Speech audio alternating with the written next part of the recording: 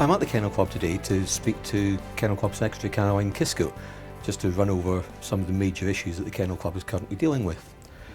Caroline, there must be a deal of frustration sometimes when people assert that the Kennel Club's not doing a great deal, yet looking down the list of issues that you're currently fighting on, it's a fairly substantial list. It is. It certainly keeps us very busy, and when I think back to just 10 years ago, we really weren't doing anything in terms of lobbying. Before that, of course, we'd all suffered the bringing in of the Dangerous Dogs Act, and the Kennel Club had done nothing because it felt that it wasn't involved. Well, the situation nowadays is very, very different. We're very involved on all sorts of fronts. There are many things that we are looking out for in terms of lobbying and so on. And of course, we now have 4 different parliaments that we're dealing with.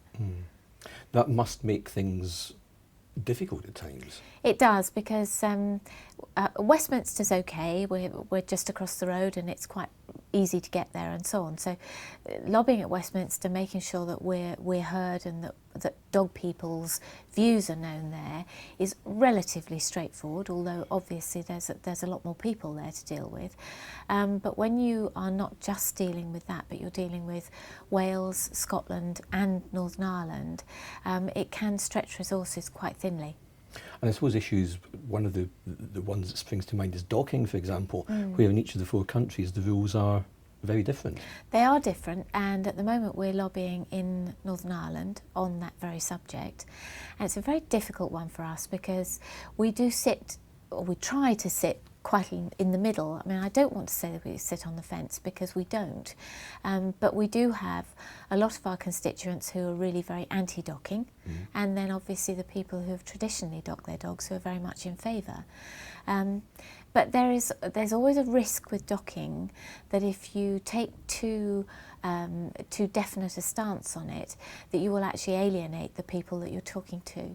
And when you're then going on to talk about cruelty issues, where they've already decided in their own minds that docking is cruel, you kind of put your flags on the wrong mast in the end. So it's actually quite an awkward one for us when you're talking about wider issues. You're right, it is an issue which splits the dog community down the middle. You mentioned a couple of seconds ago just about the Dangerous Dogs legislation, obviously the original Dangerous Dogs Act. Lots of work going on there at the moment to look at how that moves forward. Yes. And where are we with that at the moment? Well, we're kind of betwixt and between on that, because the government did, for some peculiar reason, suddenly decide to do a consultation on dangerous dogs before the last Parliament finished. And so the current government is looking at the results of that consultation.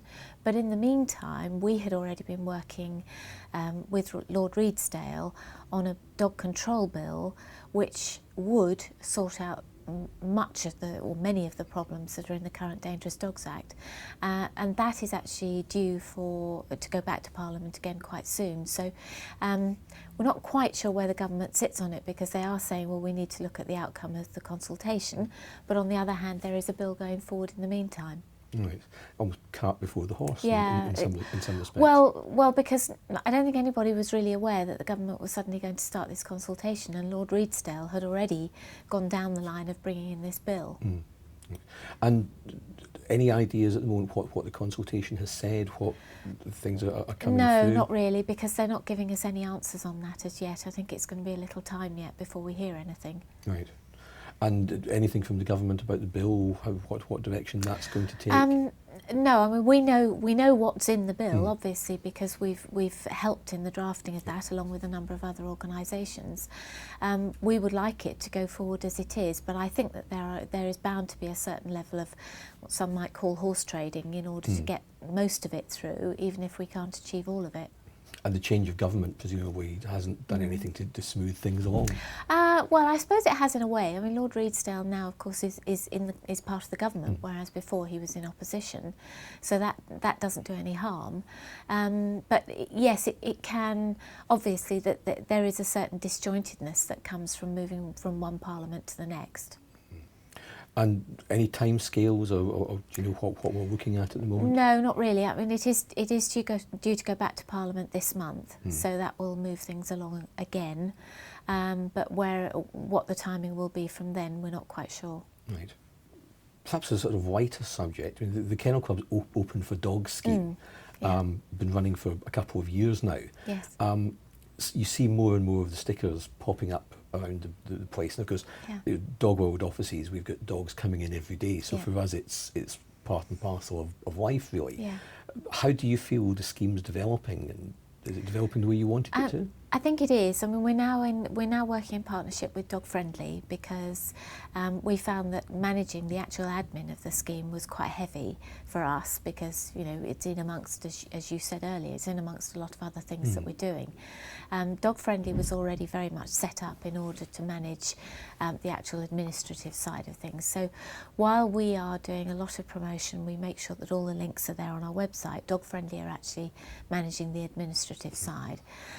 So that's, I think for us, that's a very positive development because it gets Open for Dogs out there further as well because Dog Friendly is already established. But what we can bring to the party is very much the lobbying side of things and the fact that, you know, more people are made aware. No matter how many people are involved, you can't have enough, because I think that in the UK there is still this automatic idea that we need to close down on where dogs are allowed to go.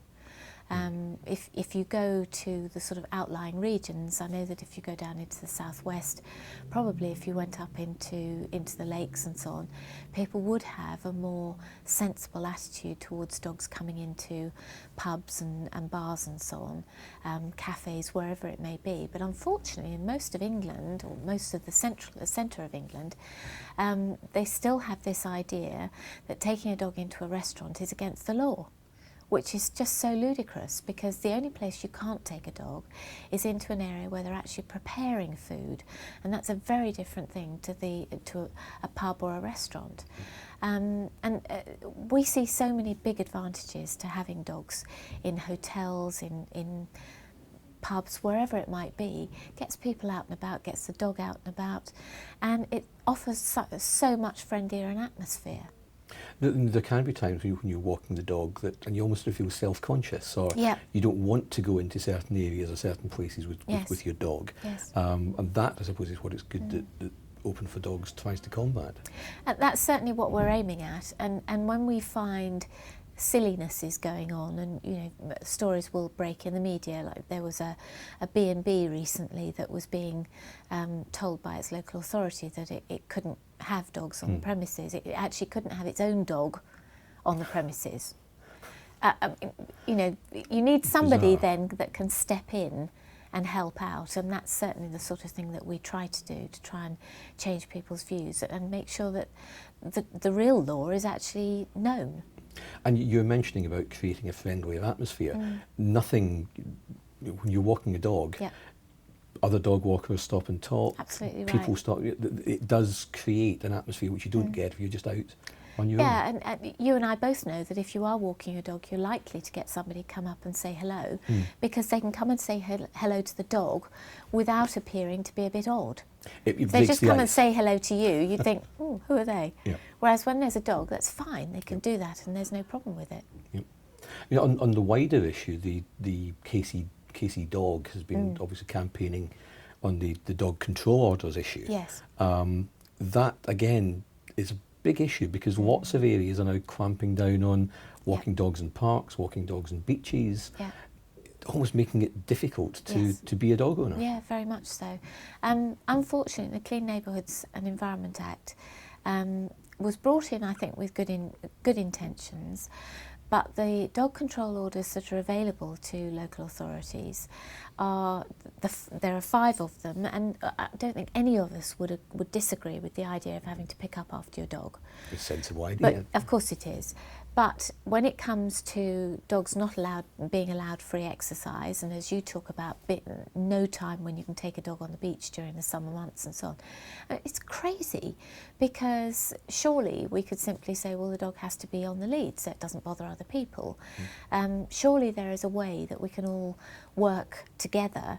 What we've tried to do, because as more and more of these orders come in, what we've tried to do is to take the best ideas that local authorities have had, where they've tried to be collaborative instead of just imposing the orders. We tried to take the best of those and use those then to other local authorities to give them ideas that they might use so that they're not so restrictive.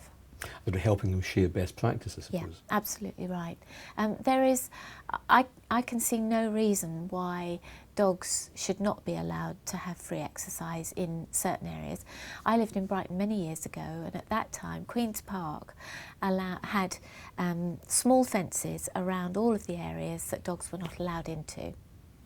Now, that was 30 years ago. It worked extremely well.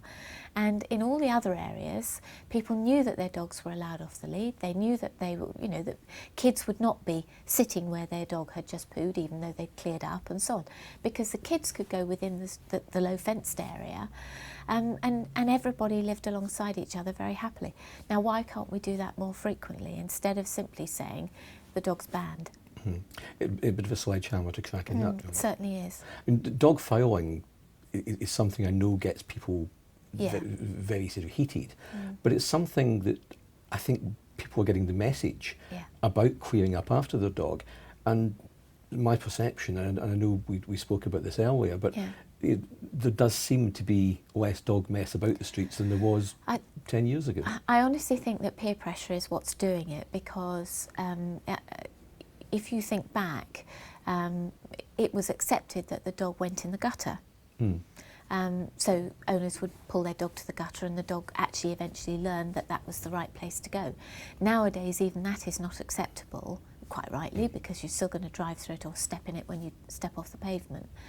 And I think more and more people are accepting that they have to clear up, and that other dog owners will be the ones that will tell them if they don't do so, because we don't want to have our lives made more difficult by the behaviour of certain people who can't be bothered to clear up. Yeah. On the subject of dog control, but a different type of dog control, electric shock collars, you've been very busy campaigning against over recent years. You've had the success in Wales. Yes. What about the rest of the UK? Well, sadly, Scotland, having sort of followed along the lines of Wales for a time, suddenly decided that they would go in with DEFRA. So they are now awaiting the outcome of the DEFRA-sponsored research. We've never seen the need for that research, because there is ample research out there already, certainly enough for Wales to agree that a ban was a good idea. So we really don't understand the need for that research. But you and I as taxpayers have paid out something like £500,000 to carry out some research, which actually many of the universities in the UK were told by their ethics committee would be unethical if they carried it out. So they weren't allowed to put in proposals for the research simply because their committees believed that it was unethical. Now, if they believe it's unethical, that suggests there is an element of cruelty in using a shock collar. So I don't think that, and the funny thing is, you go into Parliament, it's not even funny, I mean, it's obvious. For most parliamentarians, it's an absolute no-brainer. They would, I think if there was a free vote tomorrow, there's no doubt that shock collars would be out of the door. But unfortunately, we are in this limbo while the research is completed in order to prove something that we all can see is flaming obvious. Is there a reason for that? Because I mean, there doesn't seem to be any vested interest in. No, I think that there. I'm, somebody may tell us that I'm wrong, but from what we understand, there is a requirement under law to make sure that you don't put somebody out of business unless you have adequate justification for doing so. And obviously the shock collar manufacturers are not going to be best pleased if they're moved out of the UK, which is a very developing market. And if you think that in the United States it's absolutely pretty much considered normal to use shock collars. Here it's very much not so, and therefore it's a great market area for them to develop. So they certainly don't want to sit back and just allow shock collars to be banned without making a lot of loud noise about it, and I think that's really what this comes down to. I mean, your position is quite clear in this. There are absolutely no circumstances in which a shock collar is acceptable. No, absolutely, because the opportunity for abuse is too great. Having said that, we have never campaigned against the electric fences, that's the ones that are underground, because there is a big difference where the dog is actually in charge, as it were. The dog wears the collar in those circumstances. He knows, and he becomes aware, that if he approaches a certain point in the ground, he will hear a warning sound, and he may get a shock if he carries on. So the dog is actually in charge of that. We might not like that very much, but on the other hand, it's a very different situation to the remote controlled shock collar, where a poor trainer or an abusive trainer can simply shock the dog. Yep. And there have been some absolutely appalling cases of cruelty, which nobody would deny are cruelty. And that's fine. You can say, okay, well, that can be proved as cruelty and therefore you don't need to ban shock collars. But on the other hand, most of these things are used out of sight of other people. Most people wouldn't know that they're even being used, and therefore we think that they just should not be about, because the opportunity for abuse is too great. I suppose with the fences scenario, there's some consistency as to where the dog. Absolutely. Whereas with shock collars, A boundary is a boundary. A poor trainer, Yeah. that there's no guarantee. They can be completely, yes. they can be completely inconsistent in the way that they use it. Which isn't going to teach the dog anything at the end of the day. And more and more we have evidence that shows that dogs simply don't put two and two together on this one. You know, there have been instances where a shock has been administered at the wrong moment, and the dog then gets a fear of rustling leaves, or will attack the dog next to it because it thinks that the dog next to it caused the shock. And so, you know, they've got to be used so precisely that it's just hit and miss. Another big issue which gets certainly dog world readers, and I know sort of I think dog lovers in general, very agitated, is the issue of puppy farming. Yeah. And I know that in many of the reports and much of the criticism that was levelled at sort of pedigree dog breeders, everybody felt that puppy farmers had been ignored and nobody was calling them to account. That's another area where you're becoming really quite active, isn't it? Yes, we are looking at ways of becoming more, I'm not sure if involved is really the right word, but becoming more aware of bigger volume breeders.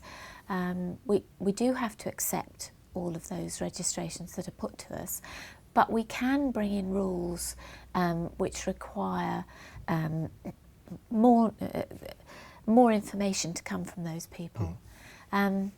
What we can't do is go demanding entry to somebody's premises, and because that really is very much the job for the local authority. But in reality, the only way that we can deal with this problem in the long term is to make sure that people don't buy from the wrong place. Now, if you put that positively, then you say, well, we need to make sure that puppy buyers buy from the right place, and hence the accredited breeder scheme. Because if somebody becomes an accredited breeder, even if they are breeding a lot of litters, they will be inspected, and if they're found wanting, then we push them out of the scheme. Now, if we can get puppy buyers to realise that they really must not go to anybody but an accredited breeder, and I'm sorry if that offends other breeders, good breeders who are not accredited breeders, then they need to join the scheme. You know, for £15 a year, and you don't even have to pay in the years that you're not breeding. You know, your membership is just lifted and held. I really don't think that there's any excuse for saying that it's too expensive or it's a money-making scheme. I mean, it couldn't cost us much more if we tried. But it is the only way, ultimately, to make sure that the puppy buyer knows where they should be going. And that way you eventually put the puppy farmer out of business. Professor Bateson's report called for an education programme to Yeah. educate the public into Absolutely. the best way to buy a puppy. Yeah. And marrying that with the ABS seems to be an ideal way of getting that message across. It works on both sides. It has to be. I mean, we took a little while to make sure that we got enough accredited breeders on the scheme in order to be able to fulfil the demand before we started to really promote the scheme to puppy buyers. But that's really where everybody's money, time needs to be now, in telling puppy buyers where they should buy, stopping people just picking up the phone to, you know, somebody who's got something available, and ending up, you know, at a terrible place, and then buying a puppy purely to rescue it. And I can't imagine how I would be in that scenario, and I'd probably do the same thing. But actually what you're doing is making a space for another puppy to be born into.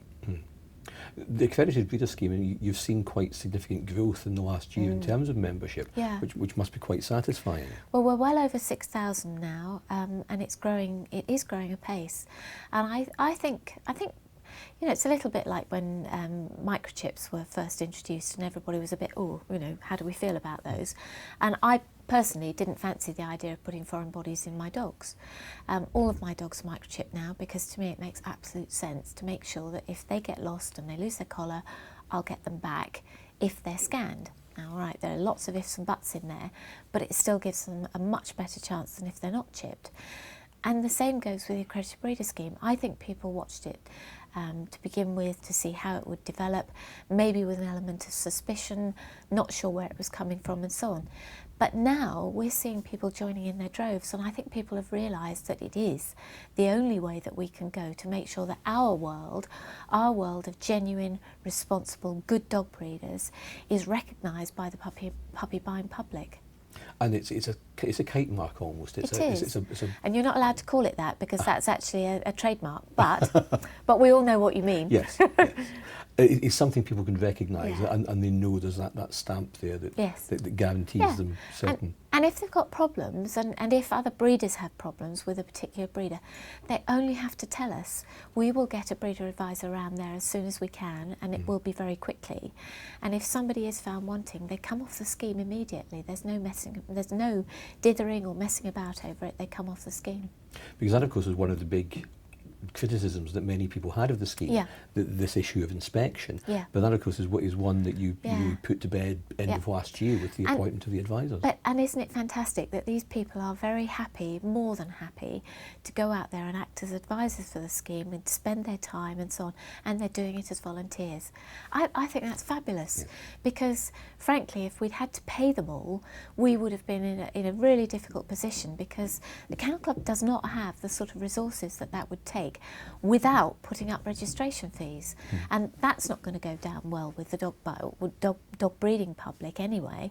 So therefore, the fact that their peers are willing to, you know, put their hands up and say, I'll go, I think is fabulous, because it's meant that we've now got some really great people with fantastic knowledge, and they're going around and they are inspecting, and they're making sure that the scheme stands up to its name. And you talk about the scheme being around 6,000 members now. You do take people off if they don't measure up. Absolutely, we certainly do. That is a regular occurrence, unfortunately, and you know, we might all wish that it didn't happen, but we have to look on it that if you or I turned up to buy a puppy as a member of the public from one of these breeders, we would feel happy to buy a puppy from those premises. And if you go and you find that the place is a tip, and that there are far too many dogs in a small area, and it stinks now, all right, that's, I suppose you could say, well, that's the people's own choice if they want to live there. But it's not very impressive, is it, when you're talking about puppy buyers? They want to walk in and find that they're sitting in a home environment, that the dogs are clean, they're well cared for, they're happy and they're relaxed. And on that basis, we have to be looking, not for perfect we are not looking for people who keep their dogs, their homes absolutely perfect and pristine. Of course we're not. But we have to measure it somehow, and that measure, I think, is very logical if you say, would you be happy to buy a puppy there? And it's the aftercare as well. It's making sure the puppy buyer goes away with the right information, Of and course. the feeding information, Yeah. and the health information. But those sort of things we can normally sort out. If somebody is simply not producing the paperwork, is not offering the correct after-sales service, if you like, generally we can put those sort of things right. It's the more ingrained problems that you know, the conditions that they believe that it's okay for their dogs to live, you know, sort of, I don't know, 8 in a room this size. It's just not on. We started this chat by talking about the length of the list of initiatives that you're involved in, and we've really only had time to skim over a few of the main ones. Are there any other sort of real big issues out there at the moment? Are there any other initiatives that you are deeply involved in that perhaps people aren't fully aware of? Well, I suppose that they all surround everything that we do. I mean, if you look at Discover Dogs, we're doing a lot of new things there this year. Every Crufts we have new things going on. In terms of the issues that the office is dealing with, the accredited instructors scheme, it's hugely important that we make sure that gets developed and it's really out there, that people know that they should be going to a trainer that's got the right, as you said, kite mark. We need to develop good citizen dog scheme all the more, because that's so important as well for people when they first get their dog to know where they should be going to go and get proper training as well. So many different things that we're doing all the time, working with the police forces to make sure that they are doing all of the right things as well. Dangerous dogs is obviously a key one with them. But there are just so many different groups that we're dealing with. Association Dogs and Cats Home. One of the things that we really want to develop at the moment is the whole profile of breed rescue. You know, breed rescue's out there. We actually have found from our research so far that breed rescue is rehoming more dogs in a year than Battersea and Dogs Trust put together.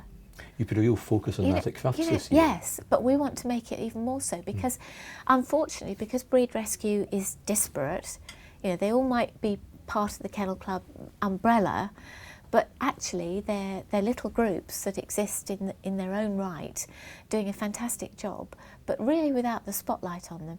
And we go along to the Association of Dogs and Cats Homes meetings to represent breed rescue, and I kept thinking, well, this is mad, because actually we're doing that, but breed rescue may benefit from that, and they can join the ADCH themselves, in fact, and get all the benefits as well. But it really needs to have its own identity, and that's something that we really want to work on at the moment as well. I mean, they're just ideas coming out of our brains all the time. So.